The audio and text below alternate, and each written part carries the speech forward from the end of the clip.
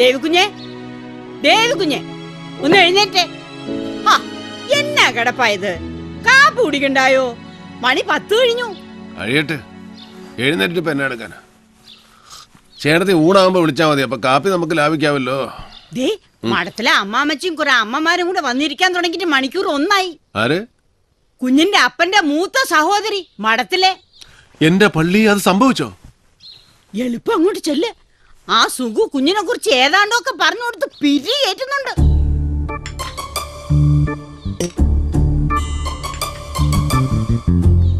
ഈ ഗ്ലബി പോക്ക ഒന്ന് നിന്ന് കിട്ടേണ്ടത്. അതിന്റെ സെക്രട്ടറി എന്നൊക്കെ പറഞ്ഞാ അത് വല്ല ഗുണമുള്ള കാര്യമാണോ? നഷ്ടമാ നഷ്ടം. അച്ചായന് 2 പിടിപ്പിക്കണമെങ്കിൽ അത് ഇവിടെ വെച്ചായാ പോരെ. ഇത് കണ്ടവനും പോണവനും പള്ള നിറയെ കുടിച്ചേച്ച് ഡേവിഡിന്റെ പറ്റിൽ എഴുതിക്കോന്ന് പറഞ്ഞൊരു പോക്കല്ലയോ? നേരത്തിനും കാലത്തിനും പെണ്ണ് കെട്ടാത്തതിന്റെയാ കൂടുതലും.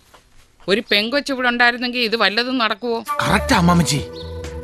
അല്ലാതെ ഞാനിതിപ്പോ എത്രാന്ന് വെച്ചോ ഉപദേശിക്ക? ഒരിക്കൽ ഞാൻ ഏതാണ്ട് പറഞ്ഞപ്പോ എന്നോട് പറയുവാ, വണ്ടി ഓടിക്കുന്നവൻ ആ പണി ചെയ്തേച്ചാ മതിയെന്ന്. അതൊന്നും കേട്ട് നീ പിന്മാറണ്ട. ഞാൻ പിന്നെ മാറിയിട്ട് വേണ്ടേ? എടാ, പെറ്റ തള്ളയുടെ സ്നേഹവും ശകാരവും ഇത് രണ്ടും അവന് കിട്ടിയിട്ടില്ല. അവളങ്ങ് പോയില്ലയോ ചെറുക്കൻ 5-6 വയസ്സുള്ളപ്പോ. അപ്പനാണെങ്കി അത് അങ്ങനൊരു കഥ. ശരി, അവൻ എഴുന്നേക്കാൻ ഭാവമില്ലെങ്കിൽ കിടക്കട്ടെ. ഒന്ന് മഠത്തിലോട്ട് വരാൻ പറഞ്ഞേ, സമയം കിട്ടുമ്പോ. എന്നാ നമുക്ക് ഇറങ്ങിയേക്കാം. എന്താ? അതാ നല്ലത്.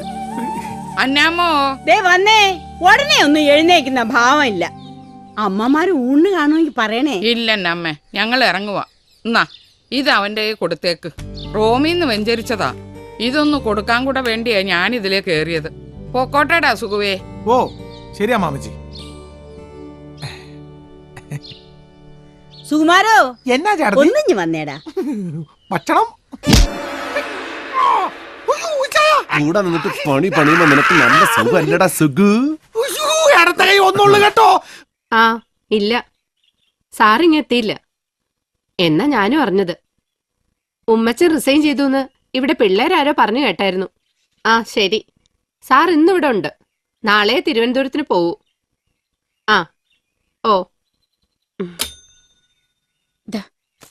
സേവിച്ചം വന്നിട്ടുണ്ട്. ഈശോയെ, എവിടെ? മുറിയില്ല. ഫ്രിഡ്ജിൽ നിന്ന് തണുത്ത വെള്ളവും ഗ്ലാസും കൊണ്ട് ചെറുക്കം പോന്നത് കണ്ടാ ഞാൻ നോക്കിയത്. എന്തോ പുകിലും കൊണ്ടാ. ഇച്ചിരി കടുപ്പത്തില.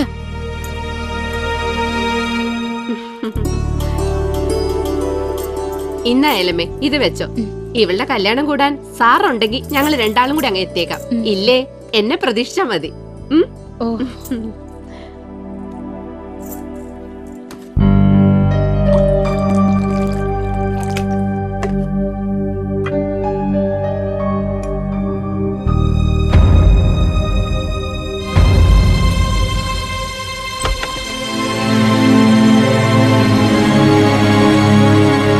ഇതിനിപ്പോ രാത്രിയെന്നോ പകലെന്നോ കണക്കൊന്നും ഇല്ലാതായോ സേവിച്ച?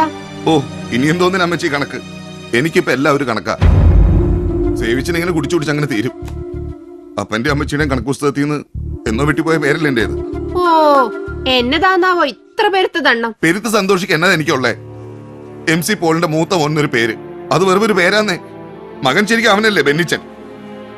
പാർട്ടിയിൽ ഇപ്പൊ പോൾ സാറിന്റെ വലതുഭാഗത്ത സ്ഥാനം. നാളെ MLA, മന്ത്രി. ഞാൻ എന്തോ ആയി. കിഴക്കമലയിലെ തോട്ടത്തിൽ അട്ടയുടെ കടിയും കൊണ്ട് കണ്ണിന് നേരെ കണ്ട അപ്പച്ചന് കലിയ. ഉള്ളത് പറയണ്ട അമ്മച്ചി, എന്നെ എവിടെന്തെങ്കിലും ദത്തെടുത്താന്നോ? ഇങ്ങനെ പക്ഷഭേദം കാണിക്കുന്നോട്ട് ചോദിക്കുക. സത്യം പറ, ഞാൻ നിങ്ങളുടെ മോൻ തന്നെ അല്ലേ? കർത്താവിന് നിരക്കാത്ത വർത്താനം കള്ളും വലിച്ചേറ്റ് വിളിച്ച് കൂവിയാലുണ്ടല്ലോ സേവിച്ച നീ. പക്ഷാഭേദം കാണിച്ചെന്ന്. നിന്റെ കൊണവതിയാരം കൊണ്ട് ഞാനും സാറും കൂടെ കുടിച്ച കണ്ണീരിന് കഴിഞ്ഞു കണക്കുണ്ടോടാ. 10 സ്കൂളിൽ കയറിയിട്ടാ നീ 10ാം തരം പാസ്സായത്. അവസാനം കോളേജിൽ ചെന്നതിന്റെ കൊല്ലം തന്നെ കുത്തുകേസ്. തല്ലും വഴക്കും അടിയും കുത്തുമായി നടന്ന് നിന്നെ എസ്റ്റേറ്റിൽ കൊണ്ടാക്കി. അവിടെ നീ എന്നെ പറപ്പാ കാണിച്ചേ. കഞ്ചാവ് കൃഷി നടത്തി. തമ്പുരാന്റെ കൃപ കൊണ്ടാ അന്ന് റവന്യൂ മന്ത്രി MC പോൾ രാജിവെക്കാണ്ട് രക്ഷപ്പെട്ടത്. എടാ, കയ്യിലിരിപ്പ് നന്നാവണം. അതിനെ കർത്താവ് പാതിയെ കൂടത്തുള്ളൂ. ബാക്കി പാതി അവനവൻ തന്നെ ഉണ്ടാക്കണം. കൊച്ചമ്മേ, സാറ് വന്നു. ഒരു പറ്റിയല്ലോ. എന്നാ? ഞാൻ ഇയാളോട് പറയാനുള്ളതല്ലേ, വീട്ടിൽ നിന്ന് ഇറങ്ങുമ്പോ ഒരു റീത്ത് ഇടുക്കിക്കകത്ത് വെച്ചേക്കണമെന്ന്. ഒരു റീത്ത് ഉണ്ടായിരുന്നെങ്കിൽ ആ പിള്ളേരുടെ വീട്ടിൽ വെറും കൈയോടെ കയറി ചെല്ലണ്ടായിരുന്നു. റീത്തുമായി ചെല്ലുമ്പോ അറിഞ്ഞോണ്ട് ചെന്നതാണെന്ന് വ്യക്തമായില്ലേ? അത് ശരിയായിരുന്നു. ഒരു മരണ വീട്ടിൽ പെട്ടെന്ന് കയറി ചെല്ലുമ്പോ അത് റീത്തുമായിട്ടാകുമ്പോ ഇമ്പാക്ട് ഡബിളാ. ഓ, ഇത് ഞാനെപ്പോ വന്നു?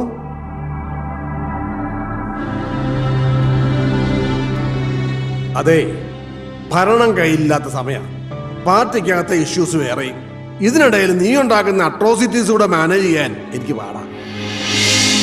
അതുകൊണ്ട് ഇവിടെ വല്ല അത്യാവശ്യമോ എന്ന് വെച്ചാ ഇവളോ ഞാനോ അങ്ങ് മേലോട്ട് എടുത്തോന്നോ മറ്റോ അറിഞ്ഞാലേ നീ കോട്ടയം ജില്ലയിലേക്ക് വരേണ്ട കാര്യമുള്ളൂ. കടുത്തുരുത്തി MLA ഉമ്മച്ചന്റെ രാജി ആവശ്യപ്പെട്ടു. അവിടെ നടക്കാൻ പോണ ബൈ ഇലക്ഷനില് ബെന്നിച്ചനെ നിർത്താനാണ് എന്റെ പ്ലാൻ. അതൊന്ന് കഴിയുന്നവരെ നിന്റെ ഉപദ്രവം ഉണ്ടാവരുത്.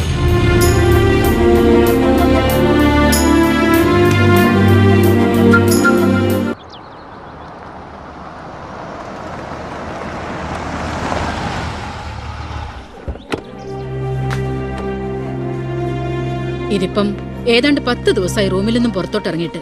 കഴിക്കാൻ നേരം പിള്ളേര് പിടിച്ചു വലിച്ചോണ്ട് വന്നാ എന്തേലും ഒന്ന് തൊട്ട് വെച്ച് എഴുന്നേറ്റ് പോകും. ഇങ്ങനെയായാൽ ശരിയാകുകയല്ലോ. അതുകൊണ്ടാ ഞാൻ സാറിയോടൊന്ന് വരാൻ പറഞ്ഞത്. ഈ സൂയിസൈഡ് ചെയ്ത കുട്ടി അവളുടെ റൂംമേറ്റ് ആയിരുന്നല്ലോ? ആ, അത് തന്നെയായി ഡിപ്രഷന്റെ റീസൺ. വലിയ കൂട്ടായിരുന്നു രണ്ടും. രണ്ടിനും കൂടെ ഒരുമിച്ചല്ലാതെ കാണാൻ ഒക്കുകയല്ലായിരുന്നു. ആ ഷോക്കിന്ന് ഇനിയും മാറിയിട്ടില്ല ആനി. ആനി അത് ആ റൂമിലുണ്ട്. നിങ്ങൾ രണ്ടും കൂടെ ഒന്ന് കണ്ടേച്ചു വാ. ചുമ്മാ ഒരു കാഷ്വൽ വിസിറ്റിംഗ് അങ്ങനെ തോന്നിച്ചാ മതി. ഓക്കെ.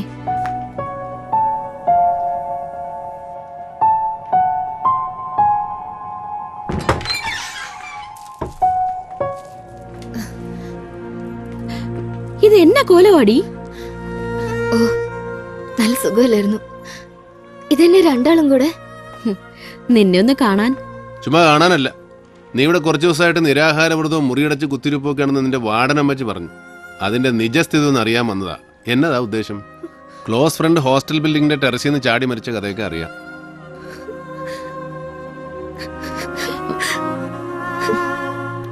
അവളെ കരയിപ്പിച്ചു.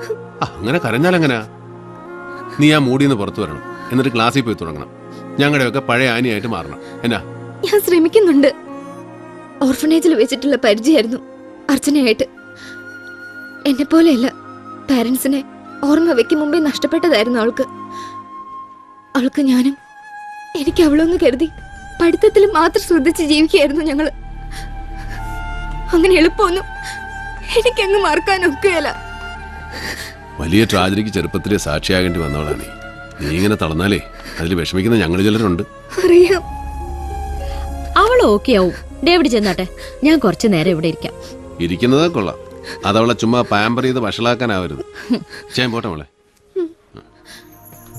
ആ അതെ, ഇനി ക്ലബ്ബിൽ ചെന്നിരുന്ന് ഇതിന്റെ പേരും പറഞ്ഞ് കള്ളു കുടിച്ച് നേരം വെളുപ്പിക്കണ്ട. നേരത്തെ കാലത്തെ വീട് പിടിച്ചോണം. ഞാൻ വിളിക്കും.